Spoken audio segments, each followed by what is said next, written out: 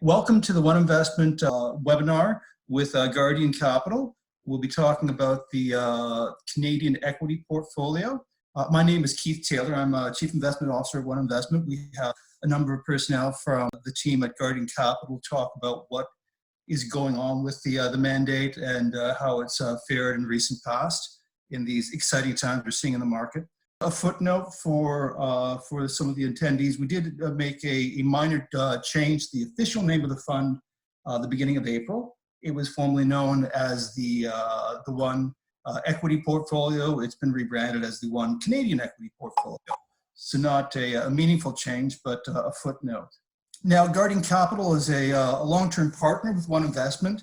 This mandate goes back actually more than a decade before it started, actually just before the financial crisis in 2008. So there's a decent track record of performance. The managers are primarily bottom-up stock pickers. They pay very close attention to fundamentals. This particular mandate is actually tailored for the municipal sector. The portfolios are structured to be compliant with the Municipal Act and other regulations, and the holdings are reflective of constraints also. By design, this mandate is very conservative, and they pay attention to the quality of the investments in the portfolio. Without further ado, I'll pass it over to Brian Holland to introduce the team at Guardian Capital, and they will lead the presentation. Thank you, Keith. Good afternoon, everyone. My name is Brian Holland. I'm Senior Vice President, Client Service at Guardian Capital. And what we hope to do today is to give you an overview of what is going on in the portfolio, the markets, and where we might be headed.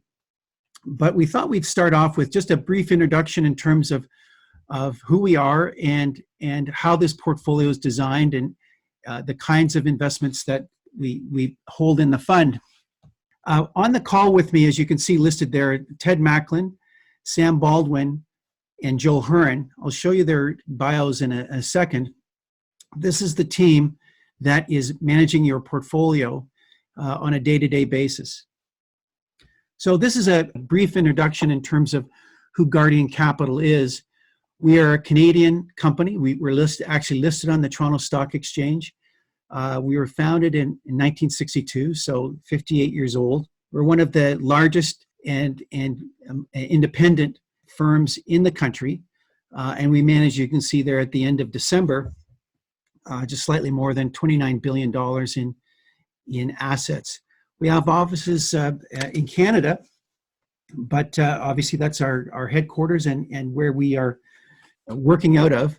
But we have operations in the United Kingdom as well as the U.S. Today, we're all calling in remotely with the markets that have with the COVID-19 crisis.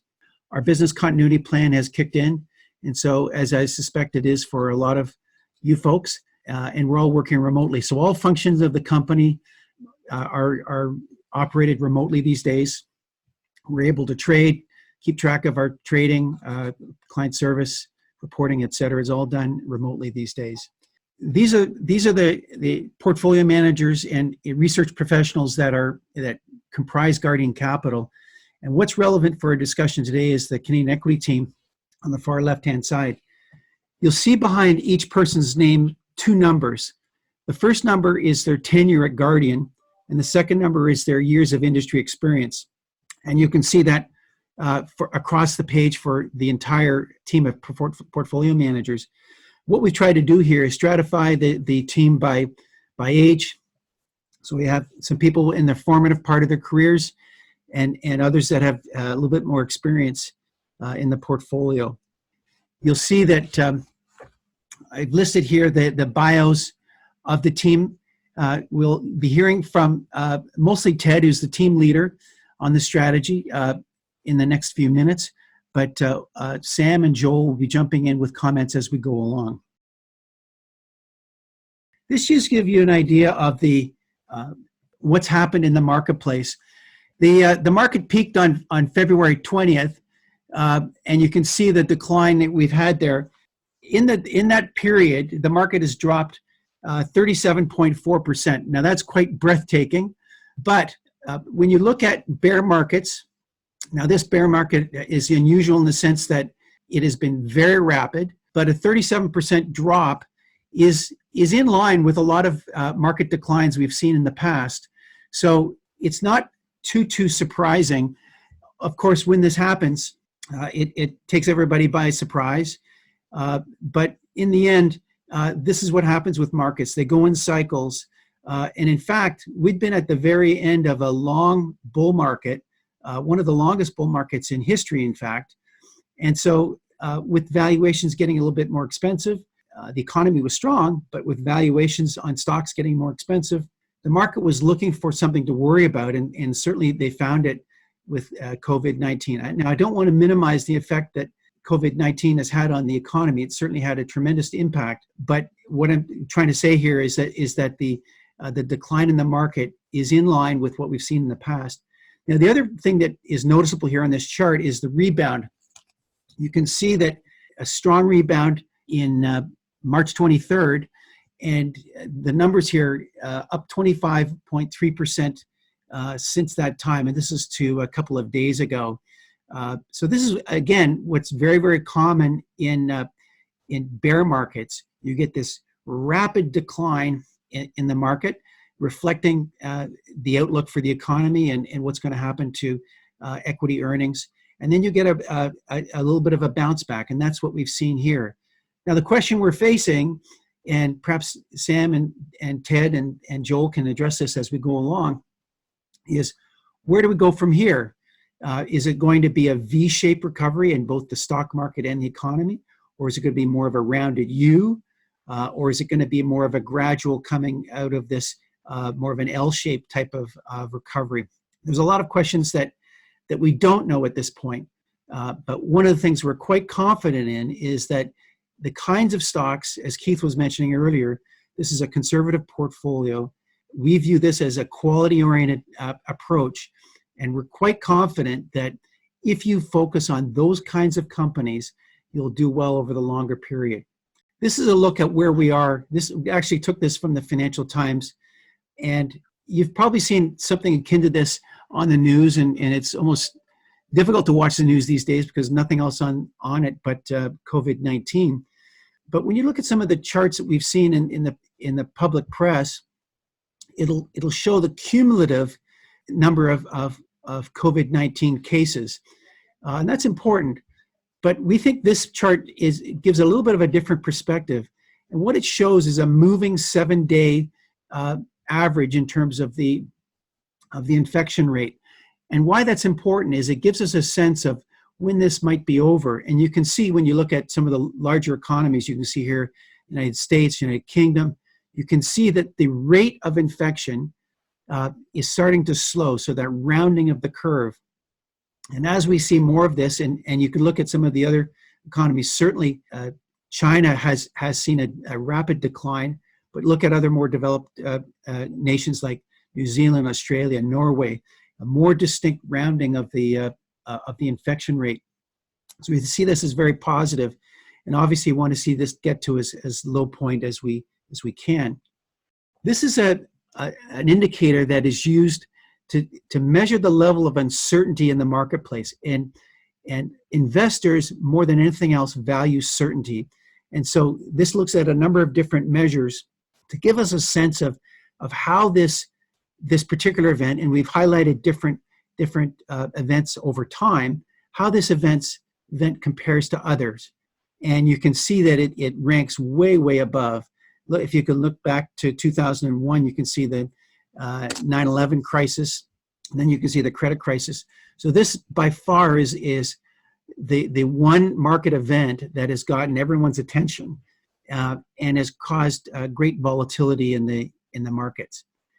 This is a look at sentiment.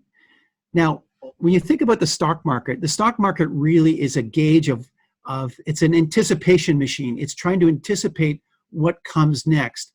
It's reflecting the current reality, but it's also trying to reflect the future.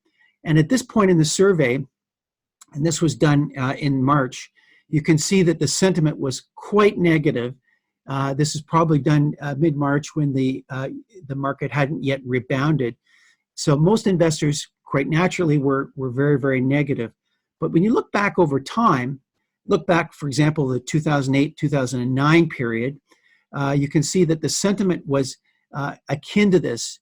And March 2009 actually was the bottom of what was then the start of the next bull market. So it's perhaps a bit too early to become very, very positive, but this is the tug of war that's going on in the marketplace right now. People are wondering, well, is there another leg down in the market if the economy stays weak for a longer period of time? Or is this going to be a rapid rebound, that V-shaped recovery I was talking about? So depending on your perspective, this is a time when you need to be concerned about future losses, or others might look at it as a period where there's a tremendous opportunity to invest. This is looking at the valuations. Now we're using this. We manage a Canadian equity portfolio, but we're looking at U.S. numbers here because there's more robust figures.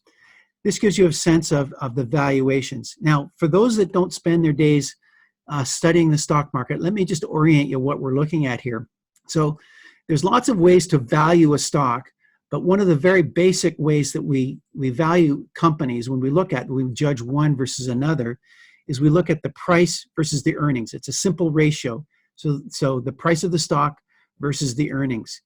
And then we do that for every stock, and then we do that across time. So we get a sense of whether stocks today are more expensive than they were in the past. It's a way of thinking of it as a way of normalizing stock prices.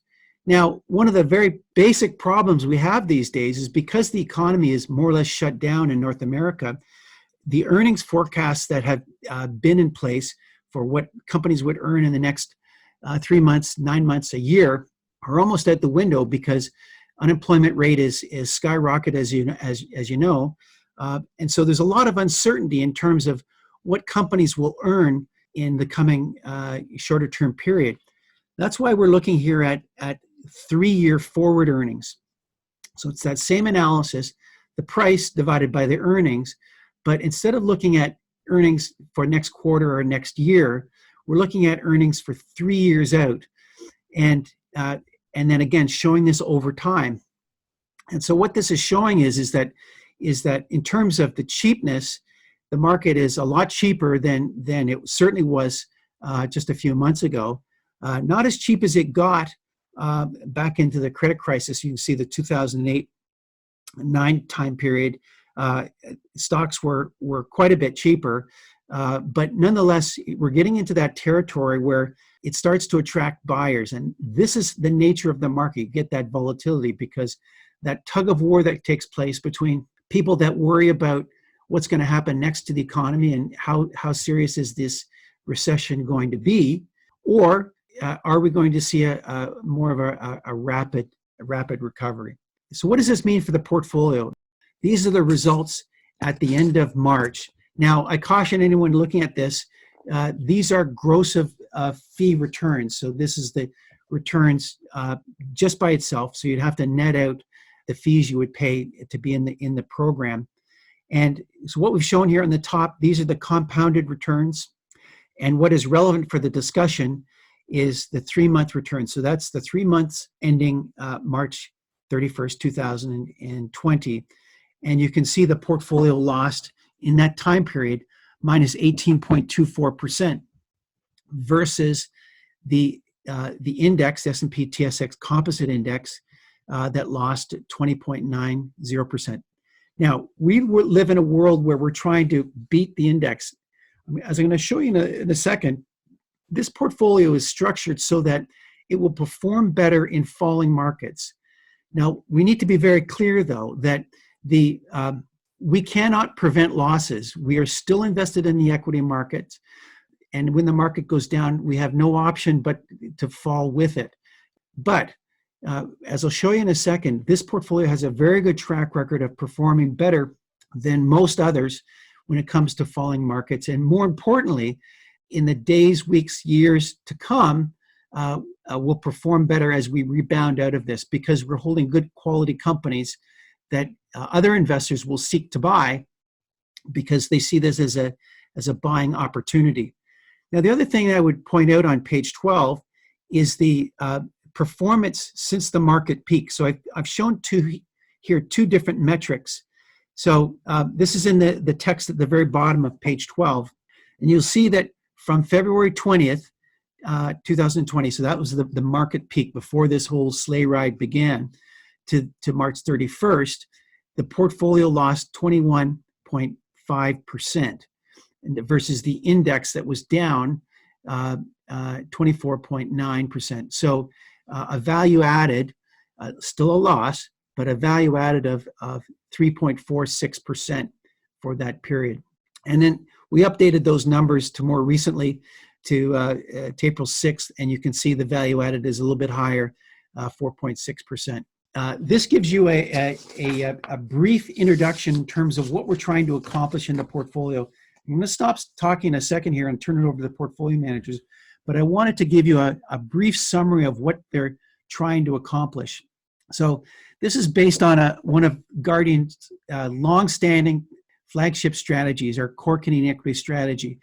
And in itself, that strategy is very low risk, has a very low risk approach. But when we started with the one portfolio in 2007, what we wanted to create a portfolio that would reduce the risk, not eliminate it, but reduce the risk for municipal investors. So what we do is we basically take that portfolio, but we reduce the weights, not eliminate them, reduce the weights in energy and materials. And the reason we do that is because not only are these sectors, they have over time been quite large in terms of the weighting in the index, but they're also one of the more volatile parts of the market. So what it means is that we've got a portfolio that is more conservative, less volatile than the index itself and our competitors. But as the bullet point shows here, the results are a higher tracking error. What we mean by that is because we're being different, because the portfolio is structured to be different than the index, so a lower weighting than that energy materials, what it means is that we are very different in terms of the performance.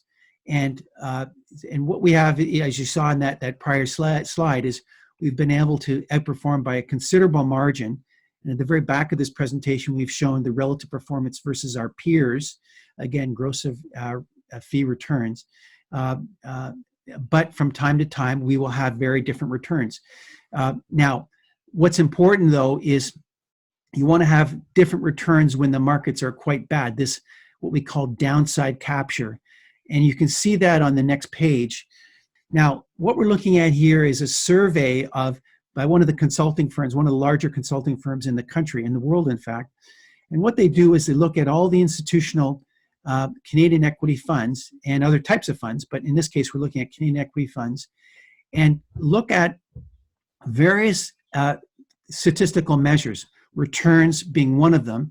And on page 14, if looking from the left-hand side, you can see the 10-year return versus our competitors, and you'll see the data shown below this, but that blue box that you're looking at, that represents the range of returns for the sample of Canadian equity funds at the end of December 2019. We actually just this morning we just got the updated number, so we weren't able to put the March numbers in there. But the middle, that middle line there, that's the median, and then the lines on either side of it are the first and third quartiles. And that solid line you see is the index itself, the TSX Composite Index. And what this is showing is that compared to other funds, again, gross of fees, it has the number one track record, the best performing fund during that period. And then when you look over to the next bar, the one in the middle, where it says STD DEV, that's the standard deviation. Now, this is a very simple way of looking at risk.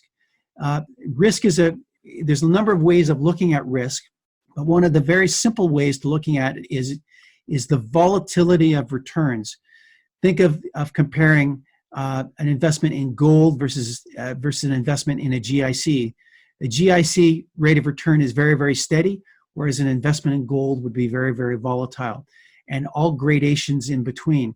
So what this study does, what this middle graph shows, is how the portfolio has performed compared to others during this period, this 10-year period ending December.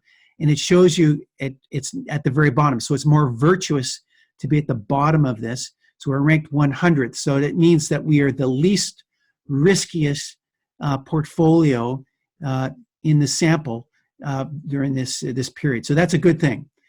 But what's really important and relevant for our discussion today is on the very right-hand side where it says down capture. And what this analysis shows is how the portfolio performs in falling markets.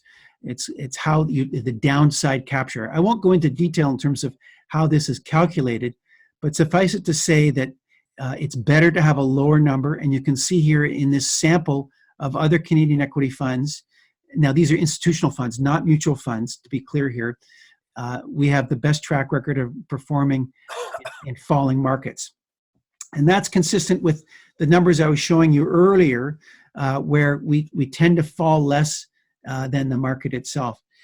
This looks at the same kind of thing, but looking at rolling 12-month returns. So each line on this graphic will show the 12-month returns for both the portfolio, again, gross of returns, versus the benchmark over various periods of time.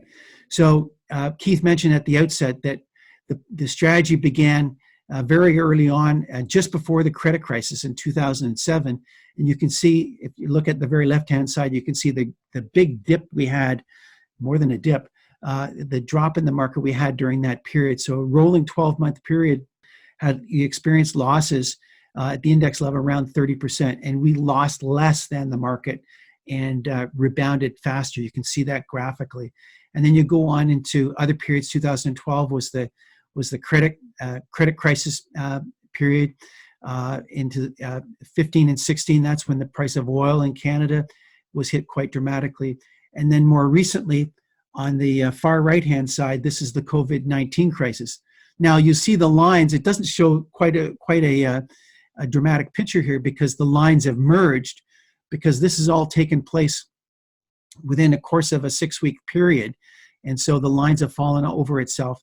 But I put in a little bracket there so you can see roughly where the portfolio had come to versus the benchmark itself. So with that as a brief introduction in terms of what the portfolio is doing, I'd like to turn it over now to Ted Macklin, who's the Managing Director of Canadian Equities and the lead portfolio manager of this strategy.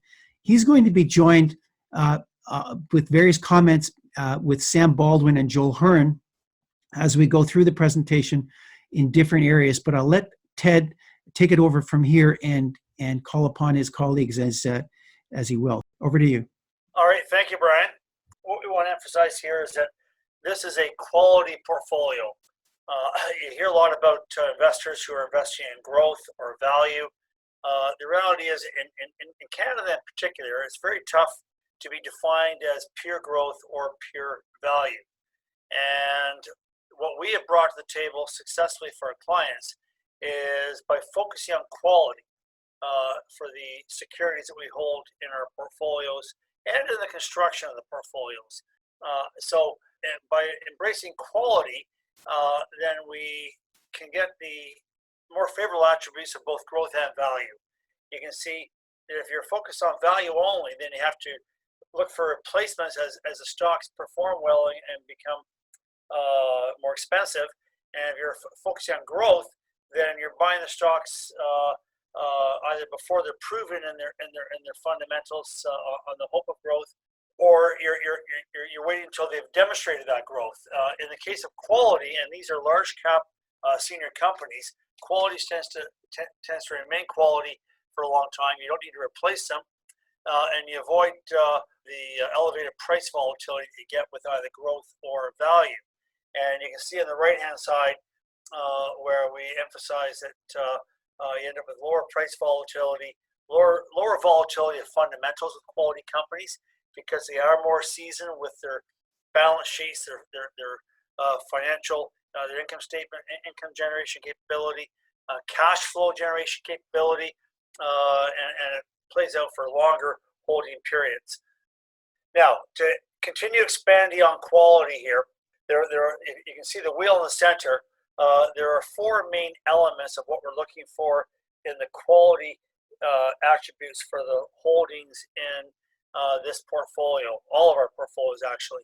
The first is the growth profile, the growth opportunity, and we're looking for companies that have a favorable runway for that growth. We're looking for a company that's in an industry that has favorable dynamics, and we can give you lots of examples. Banks have a oligopoly for their sector, but you don't want to have too fragmented an industry for the dynamics there. We're looking for a proven track record of sustainable growth, and i.e. it's got to be repeatable going forward. And we're open to having that growth achieved through both organic opportunities or whether it be through appropriate merger and acquisition type of activity. The second attribute we're looking for is on profitability. In order to make money off stocks, we have to be profitable. And we're looking for companies that have that sustainable competitive advantage. I talked earlier on about having a moat around your business. We're looking for companies that have an attractive return on capital. And because again, how the companies deploy the capital is very important to make sure that they're getting a favorable return achieved for shareholders. And we're looking for companies that have strong free cash flow generation across the cycles. We spend a lot of our time focusing on free cash flow generation.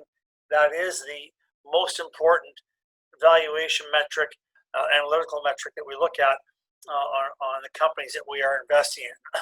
And more importantly, we're looking at this tool across the cycle, which means we're doing pinch point or stress testing analysis to make sure that the companies can survive through periods of economic downturns, very much like we're going through right now.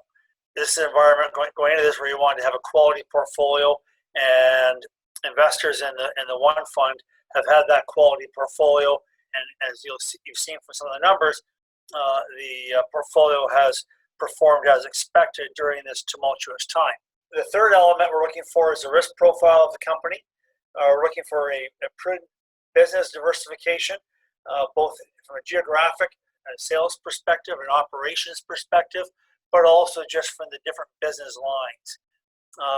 We look very closely at the regulatory, legal, and tax risk profile of a company.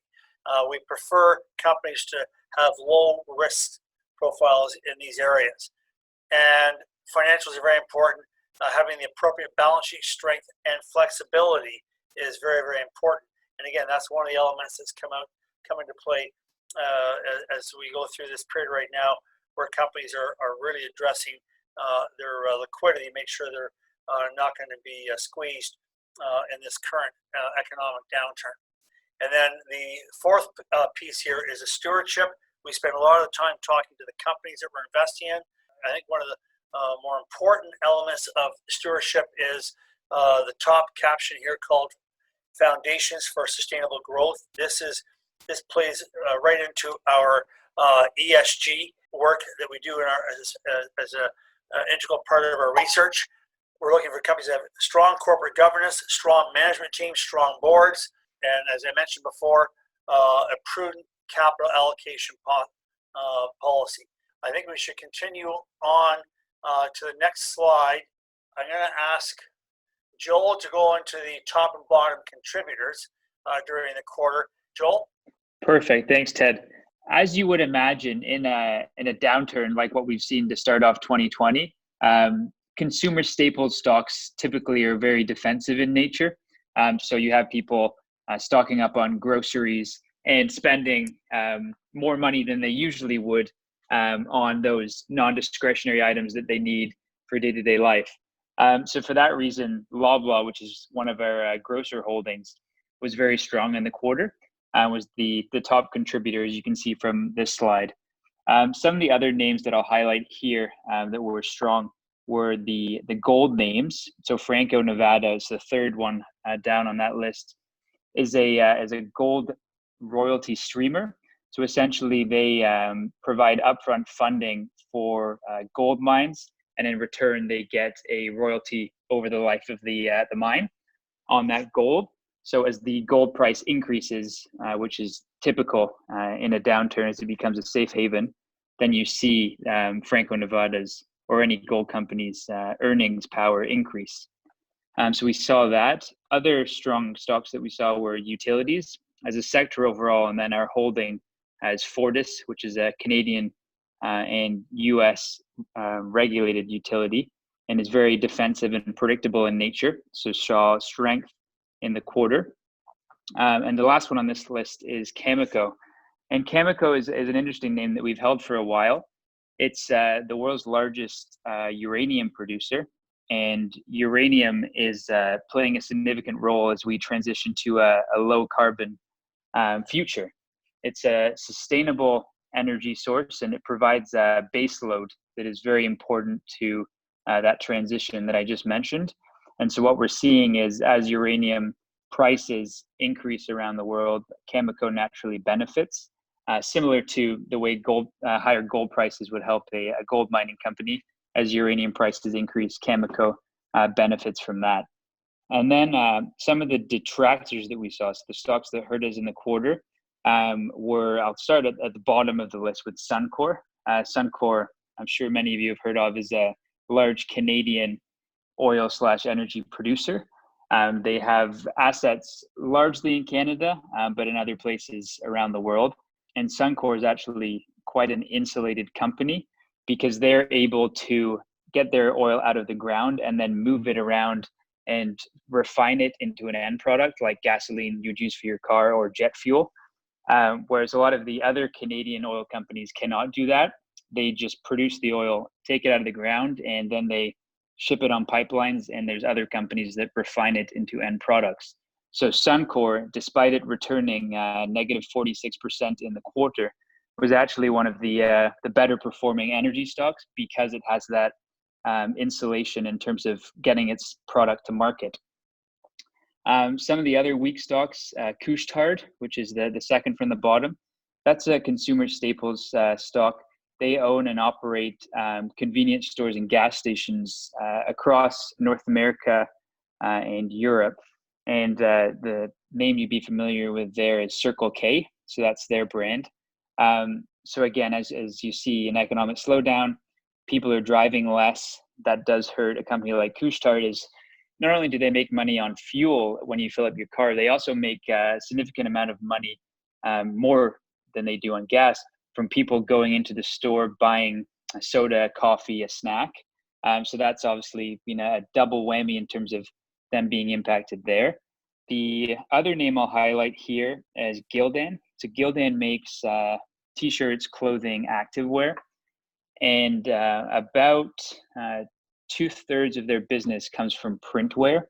The example I'm going to give there, and that I've been giving a few times this week, is concert t-shirts or t-shirts that you'd get if you go into a corporate event or a fundraiser. So in the current environment, as you could imagine, things like that have really ground to a complete halt. And that's put a lot of pressure on that business for Gildan. It's not one we're worried about at all from a profitability standpoint. We know that they're going to feel pain through the first half of this year and likely the second half, but they do have a lot of inventory that they're able to sell into channels. And they're also insulated because the remaining third of their business sells into stores like Walmart, Target, Macy's, etc. And that's selling things like underwear and basic t-shirts. So they are, that somewhat offsets the weakness in the other business. So overall, it's a name we're comfortable with, but due to the slowdown, they were hit disproportionately. So I'll leave it there. Those are probably the names that would be the most relevant from a detractor and contributor standpoint. I think it's probably worthwhile opening it up for questions now. Okay. The first question I have relates to what portfolio changes did you do, if any, in the quarter? Also, I'd just like to ask, what kind of activity do you typically have? And was this an increase in terms of portfolio turnover or transactions versus usual? Well, I can start out with that, and I try to make some notes down on the question. So there are a few things in the question, but basically, if I can come down to the gist of it, was basically looking for what transactions happened during this period, in the quarter of the period, especially as a result of basically the carnage in the marketplace. And what I would say is, yes, we've had a higher incidence of trading in the portfolio as a result of the volatility in the markets. But that is because, if I go back to the earlier comments, the emphasis on quality, we are constantly stress testing our holdings, making sure that these holdings will perform well through most macro environments that we can foresee. We don't try and pick a top-down environment. And we did see some stresses coming into the portfolio. And if you turn to slide 21, what you will see is we did initiate some trades here, and Joel talked a bit about this on his remarks. But we called our position in Canadian Natural Resources, a very high quality Western Canadian oil producer. But we called that actually just before the price war started between Saudi Arabia and Russia. And we did that because we made a tactical decision to reduce our already underweighted oil and gas exposure. We just didn't like what we saw coming down the pipeline on the energy front. And likewise, we called our position in Methanex because it has a strong correlation. The methanol has a strong correlation to the price of oil. Another name that we called from the portfolio, and these are all examples of our sell discipline. And having a strong sell discipline is important for any money manager, any investment manager.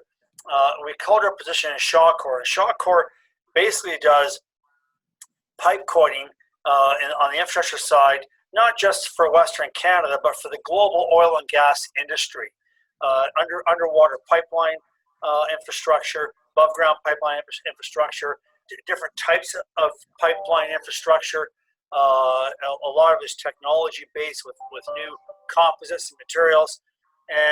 But because of the uncertainty in the industry and the visibility of what we call their bid book, i.e. orders that are pending, we realized that there were likely going to be a lot of delays, and that was going to impact what was going to go into their official backlog. So we called that position from the portfolio as well. And the company also came down a fair bit in market cap, and we were very disciplined on staying with large cap stocks. At the same time, we had another company that is a high quality company, Celestica. It's in I'll call it the technology outsourcing business. It was originally sort of an offshoot from IBM going back some 20 years ago. That company, because of the collapse in the markets and the concerns from Covid-19 and companies' abilities to continue doing production, came under considerable pressure, and the capitalization came down below our comfort level. And again, that's just part of the process. We are very disciplined. It's a good company. We may come back to it at some point, but we felt it was no longer suitable for the portfolio. And then we redeployed into some other names where we're trying to position the portfolio for coming out of this downturn. And I won't go into the details, but Stantec, an engineering construction company, Magna International, that's got very strong financials, Wheaton Precious Metals, royalty streaming company on gold and silver, CCL Industries, consumer label manufacturing, and Shopify, which benefits from strong e-commerce. Now, with that, I think I'll move on to the next questions. I will. There's one question, Ted, that is a good tack on to your answer there. The question is, your strategy underperformed in the 2 years following the 2008 market decline. Are you expecting the same after the COVID-19 crisis, i.e. if stock markets come back strongly, how will your strategy perform? Perhaps you could just talk about how we've we position ourselves in names that will be exposed to a recovery, but then tie that into how we would expect the strategy to lag in up markets and outperform in down markets like it did. Thank you, Joel. First, the credit crisis was a very different environment, and that was a V-shaped recovery. So we don't expect this to be quite the same. If we're lucky, it will be a V-shaped recovery. It could be a U-shaped recovery. It could be a W-shaped recovery. And as I mentioned before, our objective is to structure portfolios with holdings that should perform well through most macro environments. And so, in general, if we get a V-shaped recovery, such as we had with the credit crisis, where companies that one day didn't have a viable business plan, all of a sudden had their business plans made viable, then we will risk underperforming because we will have the quality holdings that do well in most macro environments, but not the high risk, high torque environment. We're not a high risk manager. In general, we tend to add value fairly well in weak markets, as we've done recently. But when markets get to be exuberant, then we tend to be challenged to add that relative value. One area where I would provide caution, where we would be very challenged to add the relative performance value, would be a very strong resource market, because in this portfolio, we are by design underemphasizing the resources. And that has worked well for this strategy going back to its inception in 2007. Next question. Yeah, Ted, do you have any look on the banking sector in Canada and how they've been impacted and their prospects going forward? Yeah, that's an excellent question. We spend a lot of time in the banks because obviously they're an important part of the portfolio. I'll say at the outset, our banks are all high quality, and we don't have any concerns on any particular bank. We look at the big five, even the big six, if you want to include National Bank.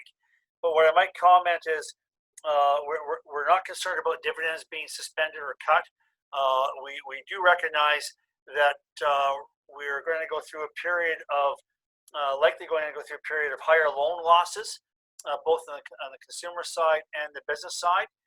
So that will impact the bank's fortunes. We also recognize that the banks typically have a bit of a tailwind when we go through a period of rising interest rates as opposed to declining interest rates. And right now we have a period of record low interest rates. They really can't go any lower. And that's a challenging environment for the banks to expand their profit margins.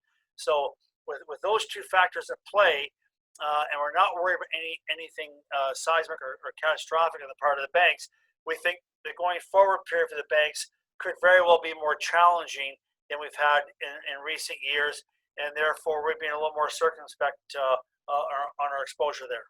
That's great, Ted.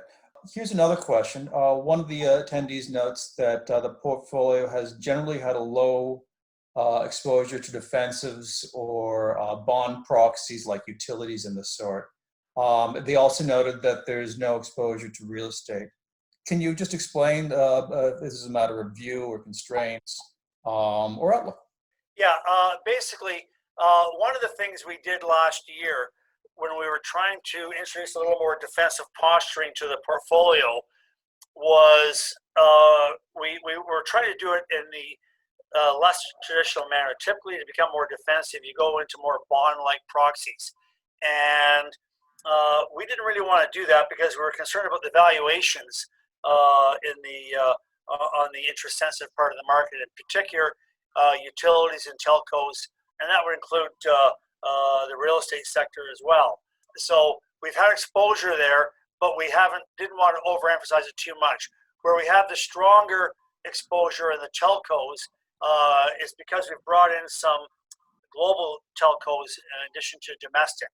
And the fact that we don't have real estate investments has been a function of investment policy where given that this investment mandate is subject to the Ontario Municipal Act as opposed to the prudent person pension rule, and income trusts, REITs are not a permissible investment and at the current time.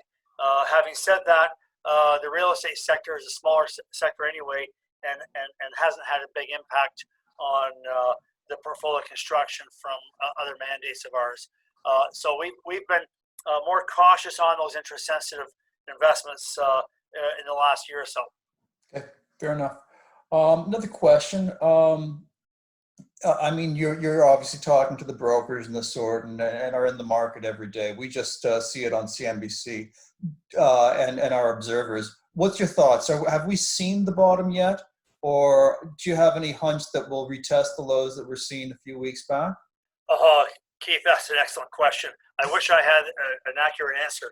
And again, we're just trying to build portfolios that should do well through most macro environments. I don't think we've seen the worst yet. I think we've seen some pretty bad times. I think the volatility is easing a little bit. We have to get through the current earnings season for the companies that in the public marketplace.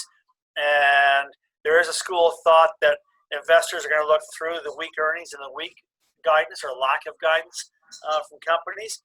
But we still don't know how this COVID-19 is going to play out on the demand destruction side for all services, not just oil and gas, for all commodities and services.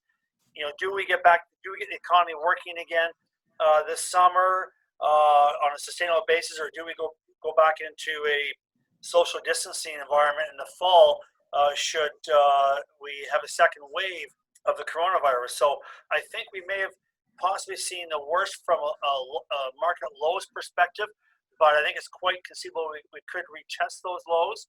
And what I will tell you is that if that does play out, we will continue our strategy of, and we've been taking some money off the table on the more defensive names, which include companies like Loblaw, and redeploying into companies that we think will do well coming out of this economic downturn.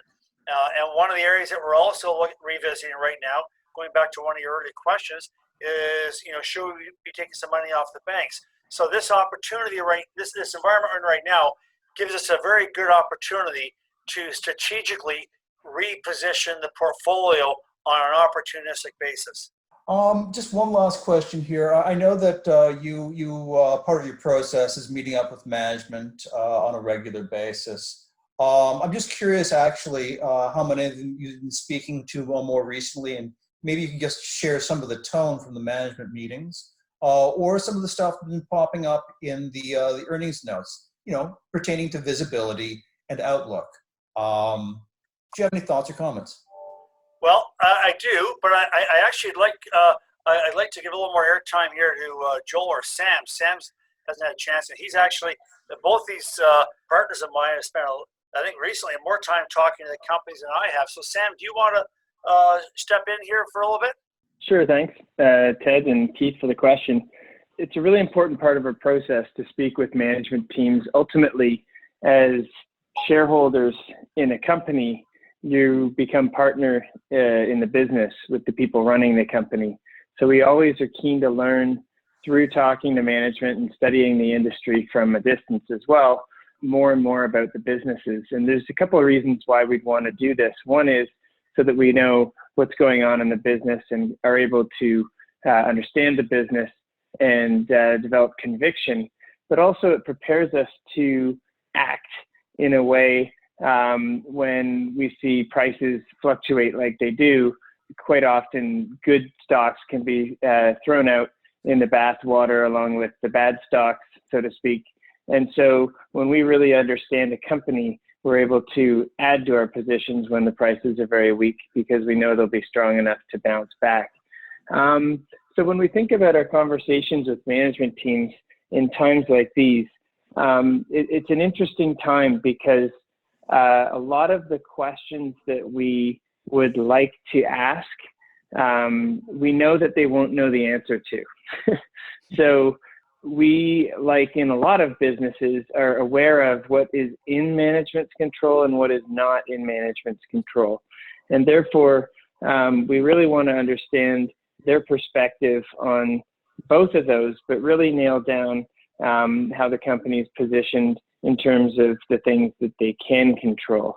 And we look at past decisions. For example, some management teams might want to sail closer to the wind with debt levels and can get blown over in storms like these, and we typically avoid those types of companies in the first place.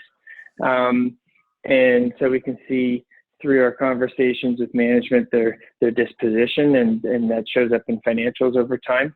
But in times like these, we really hone in on a couple of aspects of their business, and I'll talk about two in particular. One is the liquidity of the business, which means how much access to cash does the company have to bridge from where we are today to where we begin to see recovery. And it's very important. You can almost think of this as, for individuals, we have it ourselves, our rainy day cash balance and our access to financial resources, such that if somebody was to lose a job or if there was a life change, would we be able to absorb that by having been conservative along the way? Well, companies are exactly the same. And so we spent a good chunk of our time with management talking about how much cash they have in the bank and how much access to cash they have through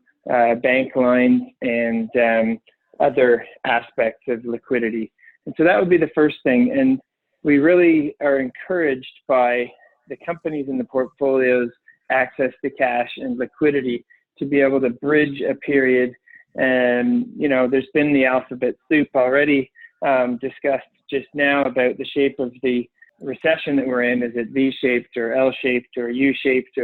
And what we're really trying to do, and what we've found out, is that our companies have the ability to withstand a longer dip, which is very key for us. So that would be the first thing there.